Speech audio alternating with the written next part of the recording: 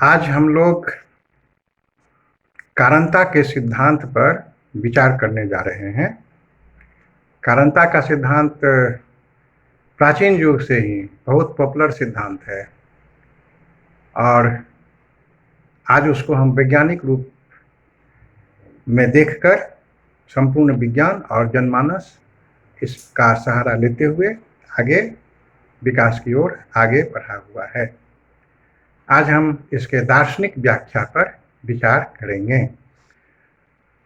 दार्शनिक व्याख्या में सबसे पहले अरस्तु ने दिया और इसके बाद फिर कितने विद्वानों ने दिया। आज सिलेबस के अनुसार जो आप लोगों को पढ़ना है उसके हिसाब से मैं आपको बोलने जा रहा हूँ। ह्यूम का कारणता का सिद्धांत, ह्यूम्स थ्योरी ऑफ कॉजेशन, ये लगभग दर्शन शास्त्र पढ़ने वाले सभी विद्यार्थियों के लिए सभी विश्वविद्यालयों में इसकी पढ़ाई होती है। आइए हम लोग इस पर विचार करें। कार्य कारण भाव या कार्य कारण संबंध एक ऐसा विषय है जिसका महत्व जन सामान्य से लेकर वैज्ञानिक तकनीकी अनुसंधान तक में लगे सबों के लिए महत्वपूर्ण है। प्रायः सभी कोटि के व्यक्ति, चाहे वह सामान्य कोटि का हो या वैज्ञानिक अन्वेषक, यह मानकर चलता है कि प्रत्येक घटना का कोई न कोई कारण अवश्य होता है। Every event must has a cause, यानी अकारण कोई भी घटना नहीं घटती है। प्रायः ऐसा देखा जाता है कि वैज्ञानिक जिन बातों को एक मान्यता के रूप में स्वीकार कर लेते हैं, दार्शनिक उसकी छानबीन कर यह जानना चाहता है कि इसके अंदर वास्तविकता क्या है। यानी कि विज्ञान में हम लोग क्या देखते हैं कि वो एक पोस्टुलेट्स के रूप में उसको मानकर आगे की व्याख्या करते हैं, लेकिन दर्शन शास्त्र क्या करता है कि वो उसकी जांच पड़ताल करके फिर आगे की व्याख्या करता है और जानना चाहता है कि इसके अंदर वास्तविकता क्या है। पाश्चात्य तथा भारतीय दोनों ही दर्शनों में इसकी गहरी पड़ताल हुई है। प्राचीन यूनानी दर्शन में महान दार्शनिक अरस्तु ने तथा भारतीय दर्शन में महात्मा बुद्ध का जो प्रतीति समुत्पाद सिद्धांत है, सांख्य दर्शन में सत्कार्यवाद का जो सिद्धांत है, वो कारण कार्य नियम की ही व्याख्या करता है। इन सभी दार्शनिकों ने स्वीकार किया कि प्रत्येक घटना के पीछे एक कारण अवश्य होता है। इसे एक उदाहरण के द्वारा इस प्रकार से स्पष्ट कर सकते हैं। साधारणतया जब किसी घटना ए को किसी अन्य घटना बी का कारण माना जाता है, तो प्रायः यह समझा जाता है कि ए तथा बी के बीच एक ऐसा संबंध है कि ए के आने पर बी उत्पन्न होता है। जिससे उत्पत्ति होती है उसे कारण, तथा जो वस्तु उत्पन्न होता है उसे कार्य कहते हैं। इसी संदर्भ में बादल को वर्षा का, विष को मृत्यु का तथा ठंडक को बीमारी का कारण माना जाता है। आधुनिक पाश्चात्य दर्शन के महान अनुभववादी दार्शनिक डेविड ह्यूम ने अपने विचार कारणता के ऊपर डाली है। इनका कारणता का सिद्धांत पूर्व स्थापित सिद्धांतों के अनुकूल न होकर प्रतिकूल स्वभाव का है। अपनी बात को स्थापित करने के पूर्व ह्यूम कारणता नियम के पूर्व प्रचलित नियमों की समीक्षा करते हैं, फिर अपनी बात को यथावत रखते हैं। ह्यूम के अनुसार कारण की आधुनिक धारणा वैज्ञानिक दृष्टि से प्रभावित होने के कारण को सिर्फ कारण के अर्थ में लेती है, हेतु के अर्थ में नहीं।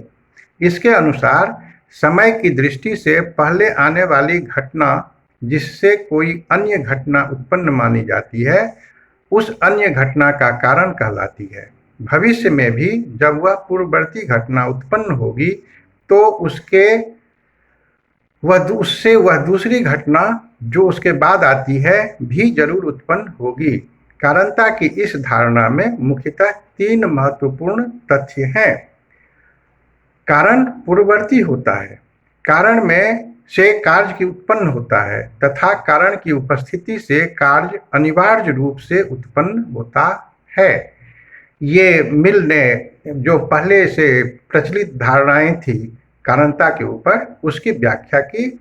इसमें उन्होंने कहा कि कारण संबंधी तीसरी बात कारण कार्य नियम की संज्ञा दी जाती है तथा सारे वैज्ञानिक सामान्यीकरण को इसी पर आधारित माना जाता है।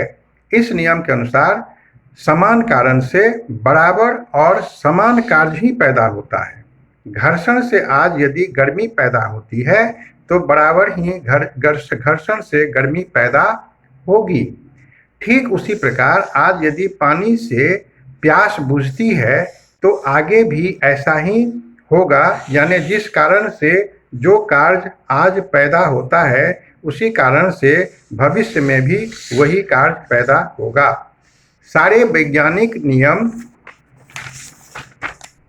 जिनकी सार्वभौमिकता और निश्चितता में हम विश्वास करते हैं, वस्तुतः कारण कार्य संबंधी इसी अवधारणा पर आधारित है कि कारण तथा कार्य के बीच एक अनिवार्य संबंध होता है।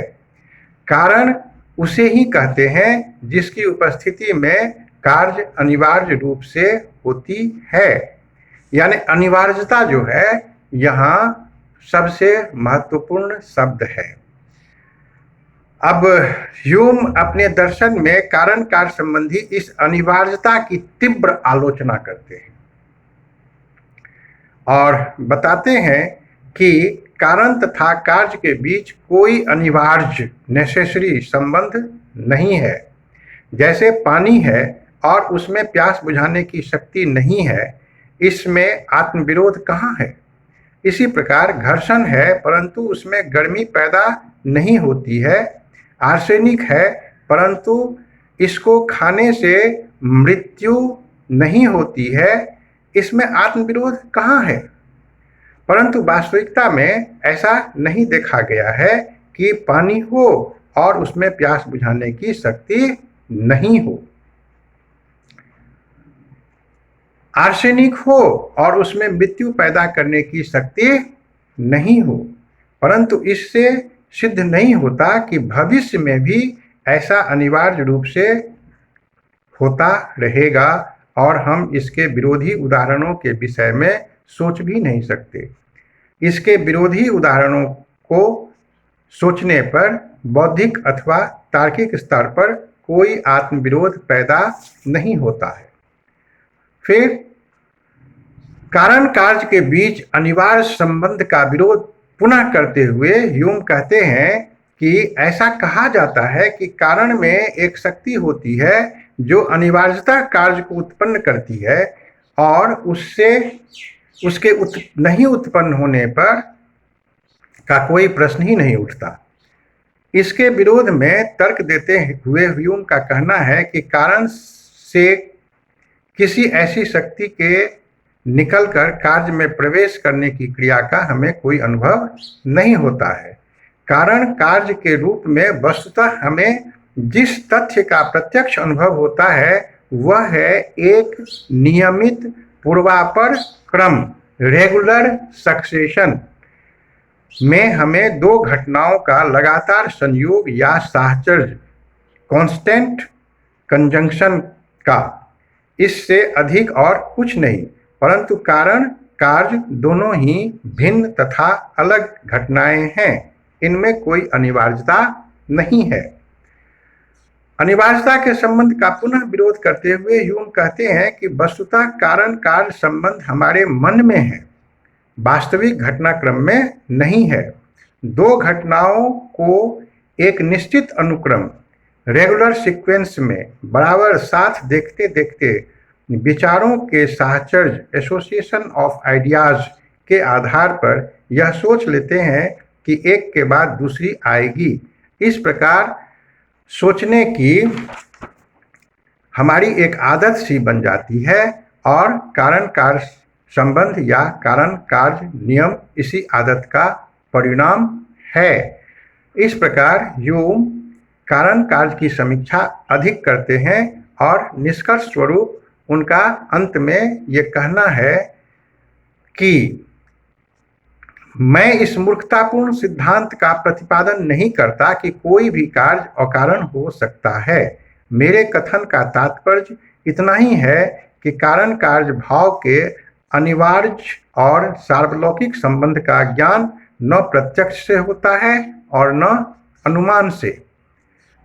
पुनः कारणता का संबंध हमारी कल्पना, मानसिक अभ्यास और विश्वास के द्वारा निर्धारित होता है। यह नियम मानसिक है और बाह्य या तार्किक नहीं है।